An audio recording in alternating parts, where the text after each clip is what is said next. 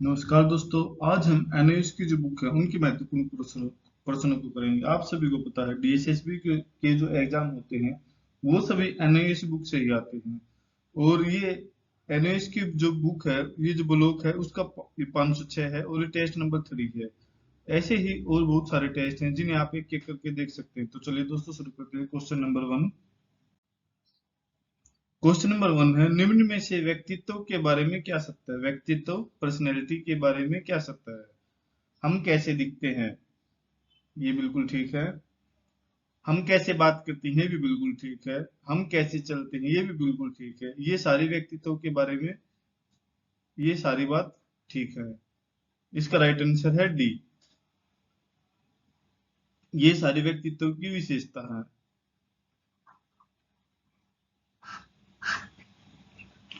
आगे देखिए, क्रमबद्धता की कमी, लैक ऑफ सीरीज, ये कौन सी अवस्था में होता है?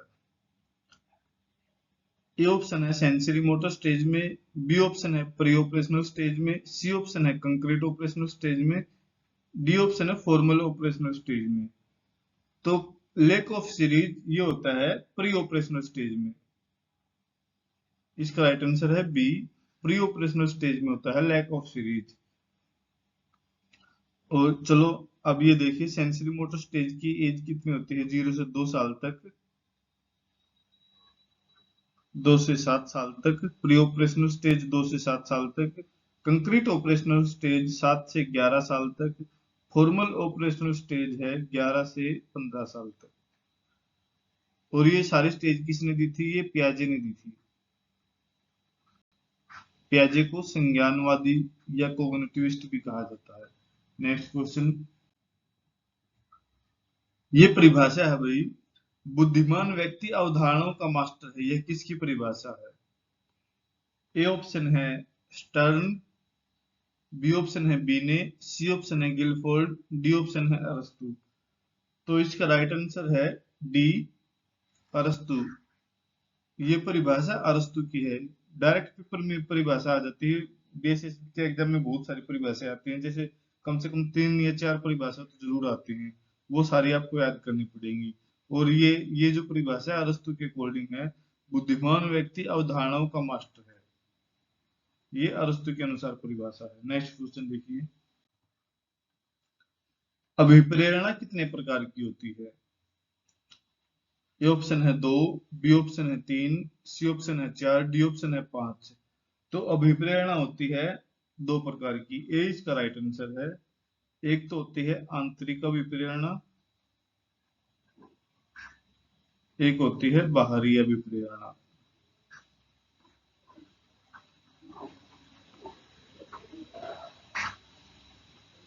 बाहरी अभिप्रेरणा।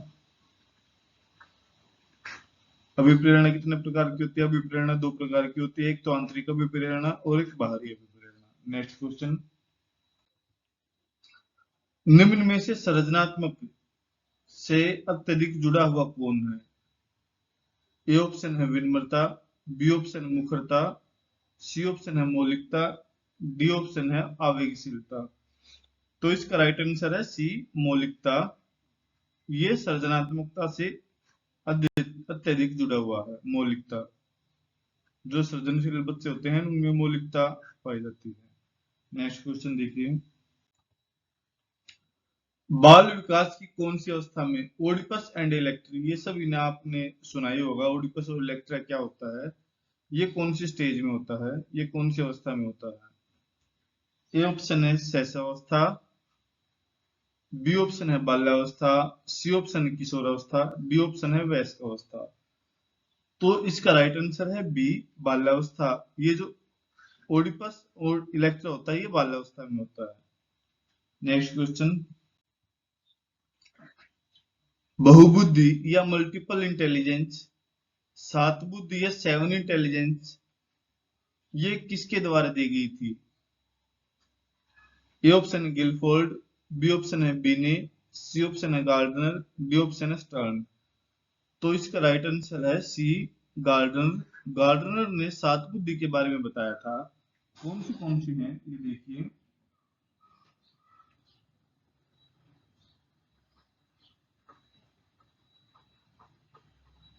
Linguistic intelligence,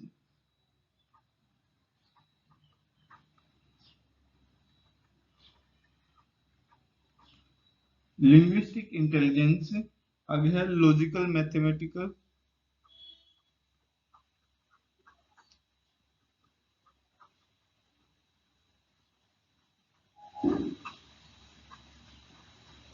logical mathematical intelligence, special,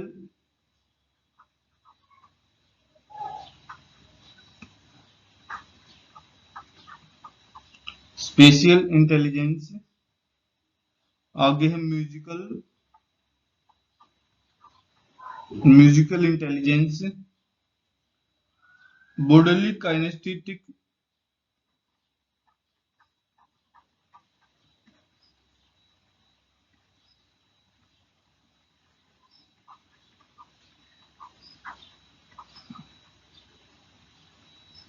intelligence, bodily kinaesthetic intelligence, interpersonal intelligence,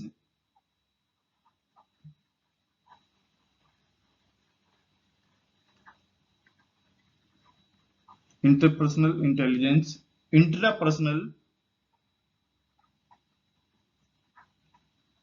intrapersonal intelligence. अब है, इन्होंने आठवीं बुद्धि को और जोड़ा था। आठवीं बुद्धि आई थी 1998 में। ये कौन सी थी? Naturalistic intelligence,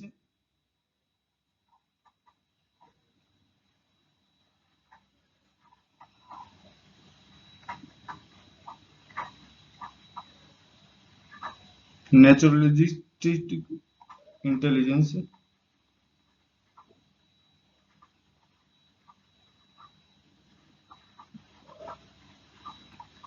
intelligence. और ये नौवीं थी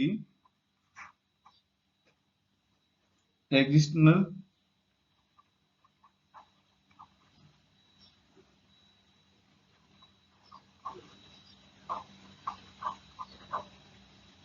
इंटेलिजेंस।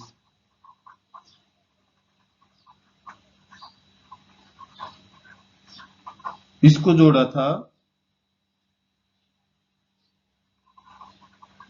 भाई, इसका सन याद नहीं मुझे, 2000 में जोड़ी थी शायद, ध्यान नहीं है, गलत बताने से अच्छा आपको ना बताऊं। इसका सन मुझे याद नहीं है। चलो एक बार दोबारा से देखिए कौन सी सात बुद्धि थी। Linguistic intelligence, logical mathematical intelligence, special intelligence, musical intelligence, bodily kinaesthetic intelligence, interpersonal intelligence, intrapersonal intelligence, naturalistic intelligence, जिसको प्रकृतिवादी बुद्धि बोलते हैं। प्रकृतिवादी बुद्धि, एग्जिस्टेंशनल इंटेलिजेंस, जिसको बोलते हैं अस्तित्ववादी बुद्धि, अस्तित्ववादी बुद्धि। नेक्स्ट क्वेश्चन देखिए, निम्न में से निर्माणात्मक मूल्यांकन या फॉर्मेटिव इवैल्यूएशन के बारे में क्या सत्य नहीं है? चार ऑप्शन है आपके सामने, चार में से तीन ठीक है और एक गलत है। कौन सा गलत है देखिए। प्रतिपुष्टि साथ साथ होती है, ये बिल्कुल ठीक है।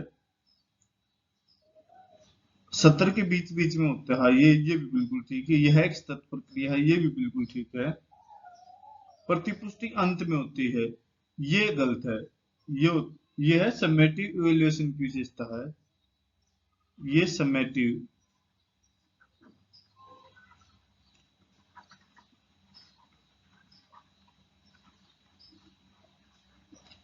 ये होता है समेटिव इवैल्यूएशन में, प्रतिपुष्टि अंत में होती है वहां पे।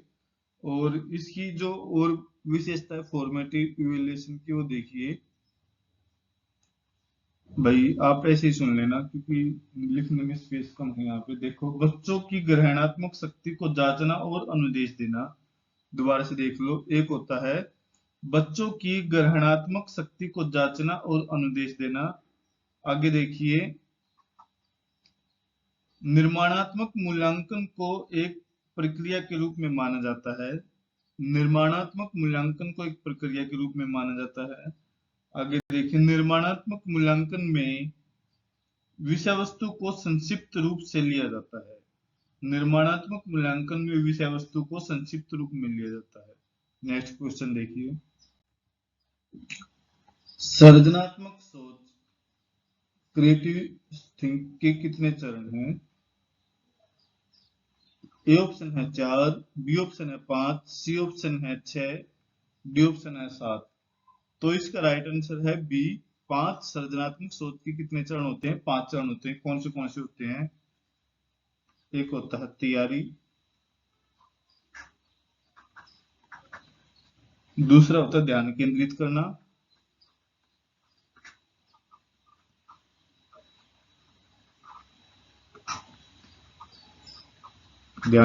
करना, तीसरा है समस्या से पीछे हटना,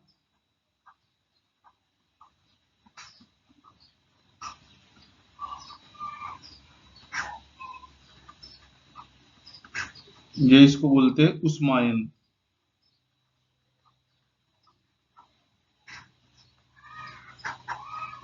चौथा है फ्लैश,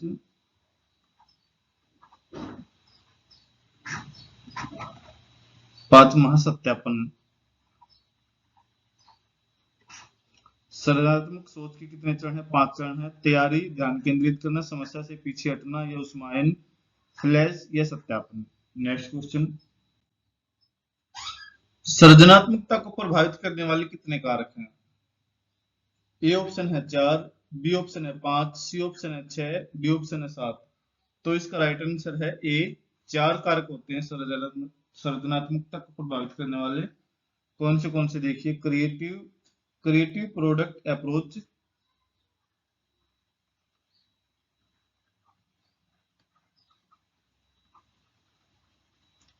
क्रिएटिव प्रोडक्ट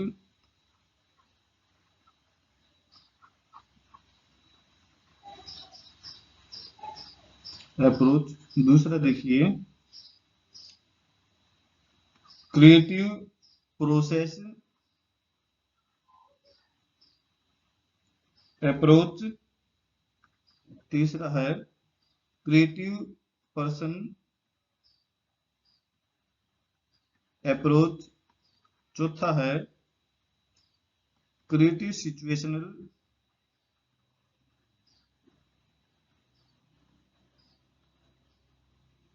अप्रोच। सृजनात्मकता को प्रभावित करने वाले कितने कारक हैं? 4 कारक हैं। Creative product approach, creative process approach, तीसरा है क्रिएटिव पर्सन अप्रोच, चौथा है creative situational approach. Next question, विचार मंथन या माथापच्ची या ब्रेनस्टॉर्मिंग को किसने प्रतिपादित किया था? ए ऑप्शन है एलेक्स ओसबर्न ने, बी ऑप्शन है ओसबर्न स्मिथ ने, सी ऑप्शन है ओसबर्न वेव ने, डी ऑप्शन है जॉन ओसबर्न ने। तो इसका राइट आंसर है ए। एलेक्स ओसबर्न ने ब्रेनस्टॉर्मिंग को प्रतिपादित किया था। एलेक्स ओसबर्न ने ब्रेनस्टॉर्मिंग को प्रतिपादित किया था। ब्रेनस्टॉर्मिंग के जो हिंदी नाम है माथापच्ची या विचार मंथन, इसको प्रतिपादित किया था एलेक्स ओसबर्न ने। नेक्स्ट क्वेश्चन, निम्न में से कौन सी एकीकृत शिक्षा या इंटीग्रेटेड एजुकेशन की विशेषता है?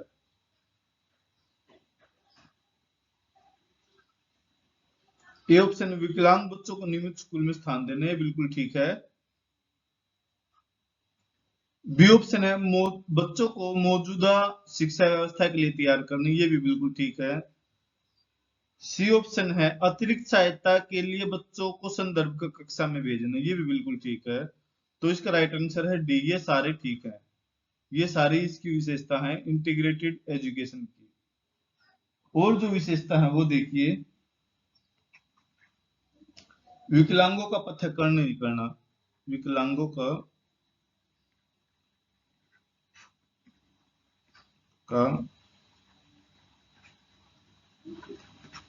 पृथक्करण नहीं करना, बच्चों की अक्षमताओं को उजागर करना, बच्चों की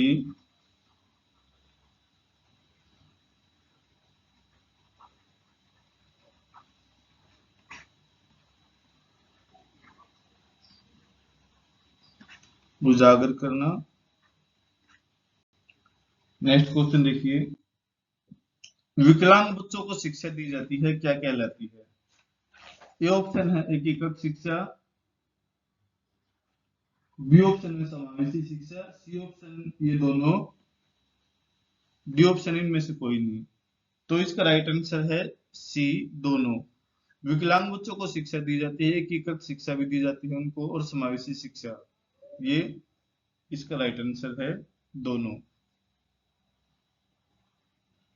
नेक्स्ट क्वेश्चन, समावेशी शिक्षा एक प्रवृत्ति है, यहाँ डैश में क्या आएगा? एक सामान्य प्रवृत्ति है, गंभीर प्रवृत्ति है, वैश्विक प्रवृत्ति है, विकासात्मक प्रवृत्ति है। तो इसका राइट आंसर है सी, वैश्विक। समावेशी शिक्षा एक वैश्विक प्रवृत्ति है। दोबारा से देख लो भाई, समावेशी शिक्षा कैसी प्रवृत्ति है? समावेशी शिक्षा एक वैश्विक प्रवृत्ति है। नेक्स्ट क्वेश्चन, यदि किसी बच्चे का आईक्यू लेवल 50 और 75 के बीच में होगा तो वह बच्चा क्या होगा? Mild retardation, B option moderate retardation, C option है severe retardation, D option profound retardation. तो इसका राइट आंसर है ए, माइल्ड रिटार्डेशन। किसी बच्चे का आईक्यू 50 और 75 के बीच में है तो वो है माइल्ड रिटार्डेशन। मॉडरेट रिटार्डेशन कब होता है? जिसका आईक्यू 35 से 49 के बीच में होता है। सीवियर रिटार्डेशन कब होता है? जिसका आईक्यू 20 से 34 के बीच में होता है। प्रोफाउंड रिटार्डेशन क्या होता है? जिसका आईक्यू 20 से कम होता है, 20 से कम होता है। दोबारा से देख, यदि किसी बच्चे का आईक्यू 50 और 75 के बीच में है तो वो बच्चा होगा माइल्ड रिटार्डेशन, माइल्ड रिटार्डेशन। और मॉडरेट रिटार्डेशन का जो आईक्यू है 35 और 49 के बीच में होता है। सीवियर रिटार्डेशन जो बच्चा है उसका आईक्यू होता है 20 और 34 के बीच में। प्रोफाउंड रिटार्डेशन उसका आईक्यू होगा 20 से कम। नेक्स्ट क्वेश्चन, एनसीपीसीआर का गठन कब किया गया था? ए ऑप्शन है 2005 में, बी ऑप्शन है 2006 में, सी ऑप्शन है 2007 में, डी ऑप्शन है 2008 में। तो इसका राइट आंसर है सी, 2007 में। 2007 में कब किया गया था? 5 मार्च 2007 में एनसीपीसीआर का गठन किया गया था। एनसीपीसीआर का गठन किया गया था। एनसीपीसीआर की फुल फॉर्म क्या होती है? National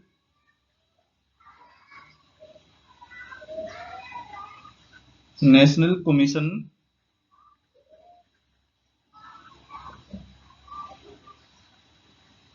national commission for protection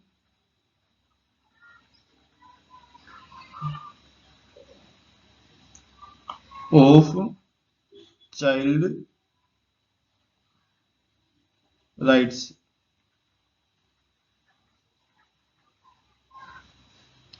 दोबारा से देखिए भाई, एनसीपीसीआर की फुल फॉर्म है national commission for protection of child rights, और इसका गठन किया गया था 5 मार्च 2007 को। और इसका हेडक्वार्टर, और देखिए हेडक्वार्टर इसका कहाँ पे है? दिल्ली में, दिल्ली में। और इसके अध्यक्ष, वर्तमान में अध्यक्ष कौन है? आज के समय में, हो सकता है ये कल चेंज हो जाए, या 2 महीने बाद चेंज हो जाए, 3 महीने बाद चेंज हो जाए, 1 साल बाद चेंज हो जाए, लेकिन आज इसका जो अध्यक्ष है वो है श्री प्रियांक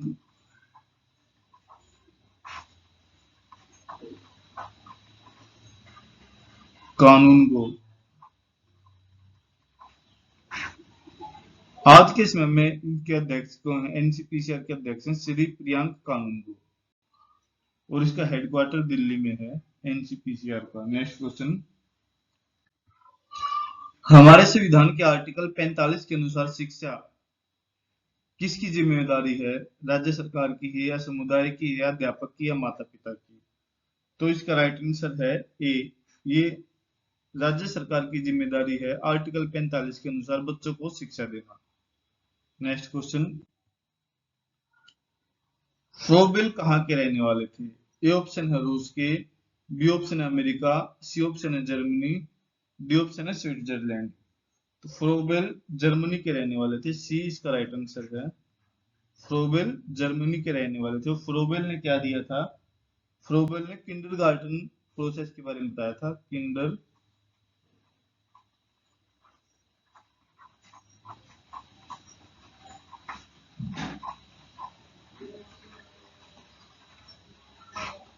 किंडरगार्टन प्रोसेस के बारे में बताया था। फ्रोबेल जर्मनी के रहने वाले थे, इन्होंने किंडरगार्टन प्रोसेस के बारे में बताया था। नेक्स्ट क्वेश्चन, निम्न में से कौन व्यवहारवादी नहीं है? चार ऑप्शन आपके सामने है, चार में से तीन व्यवहारवादी हैं और एक व्यवहारवादी नहीं है। तो देखिए कौन कौन व्यवहारवादी है इनमें से।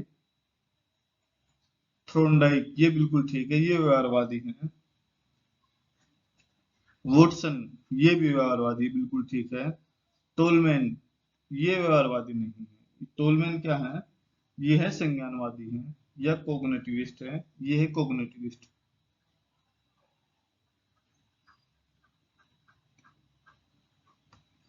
स्किनर, ये भी व्यवहारवादी है। व्यवहारवादी कौन है? थ्रोनडाइक है, वाटसन और स्किनर, ये सारे व्यवहारवादी हैं। और टोलमैन ही कोग्निटिविस्ट हैं। और जो व्यवहारवादी हैं वो देखिए कौन कौन थे। व्यवहारवादी यहाँ पे लिख रहा हूँ। व्यवहारवादी, एक हो गया पेवलो,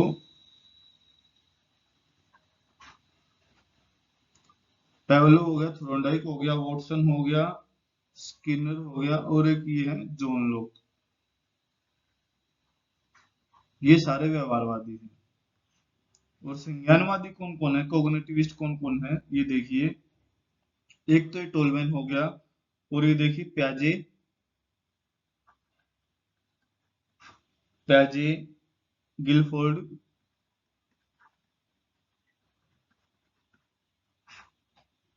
गिलफोर्ड, गैगनी, गैगनी, टोलमैन, टोलमैन तो लिख ही दिया, कोफका, कोफका, कोहलर,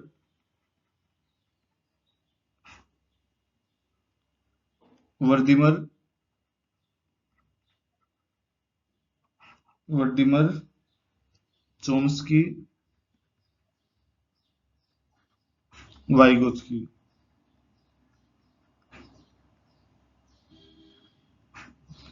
ये सारे कोग्निटिविस्ट है। देखिए दोबारा से देखिए, प्याजे, गिलफोर्ड, गैगने, कोफका, कोहलर, वर्दिमर, चोम्स्की, वाइगोत्स्की, ये सारे क्या हैं? और टोलमैन, ये सारे कोग्निटिविस्ट है।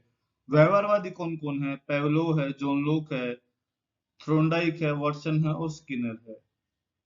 अब हम मानवतावादी देखिए कौन कौन है। मानवतावादी, मानवतावादी, ये ह्यूमनिस्ट,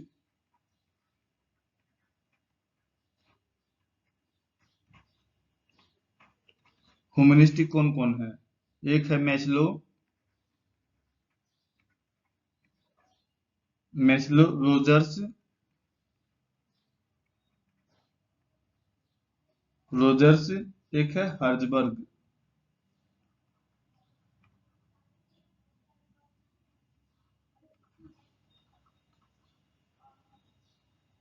ये सारे क्या है? मानवतावादी हैं, ह्यूमनिस्टिक। नेक्स्ट क्वेश्चन देखिए, आलपोर्ट का व्यक्तित्व सिद्धांत किसने दिया था? एलपोर्ट का व्यक्तित्व सिद्धांत के कितने भाग हैं? ए ऑप्शन है दो, बी ऑप्शन है तीन, सी ऑप्शन है चार, डी ऑप्शन है पांच। तो इसका राइट आंसर है बी, तीन। इसके तीन भाग हैं। कौन कौन से हैं देखिए। एक है कार्डिनल,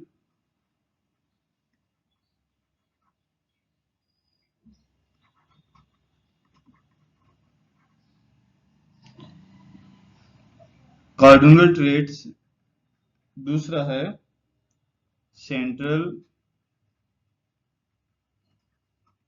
सेंट्रल ट्रेट्स, तीसरा है सेकेंडरी